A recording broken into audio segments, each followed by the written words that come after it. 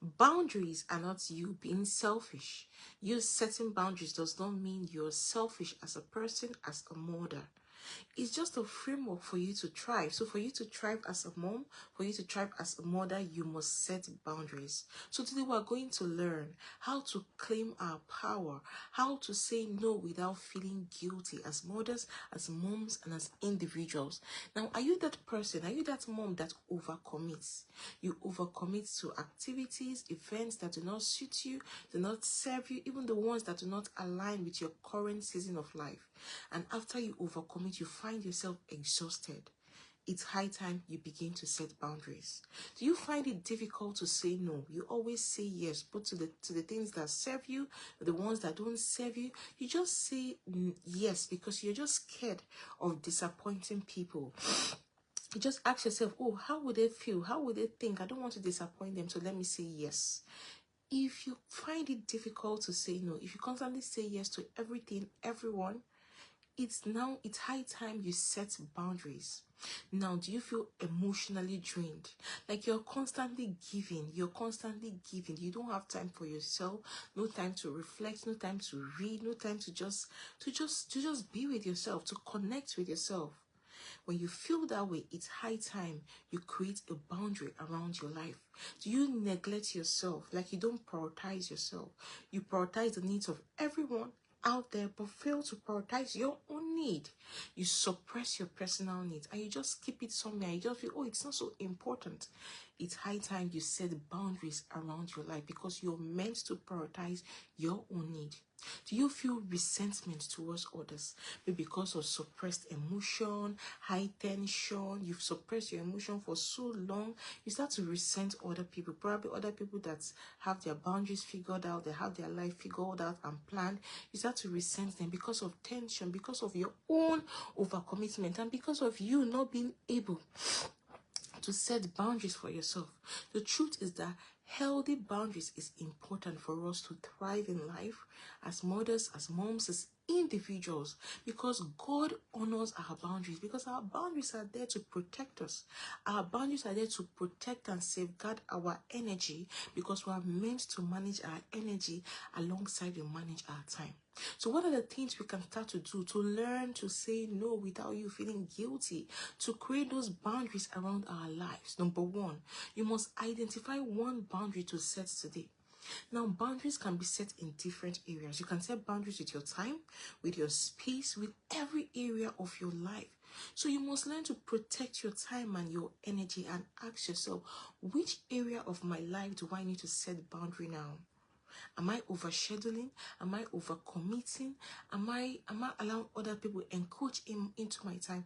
Identify it. You know your situation, so identify that area you need to set a boundary in your life now. Then communicate clearly. Communicate your boundaries clearly. Communicate your boundaries respectfully. Your boundaries are not there to make when you communicate your boundaries, it doesn't make the other person to feel like it makes the other person to even understand you the more. When you communicate your boundaries, you make the other person to understand how best to relate with you. It's not something bad, rather it's something good that protects you, and also tell the other person how best to relate with you. So as mothers, as moms, as individuals, we must learn to communicate our boundaries clearly and kindly to people. So people know the boundary, people know where to cross, people know where not to cross, people know what not to do.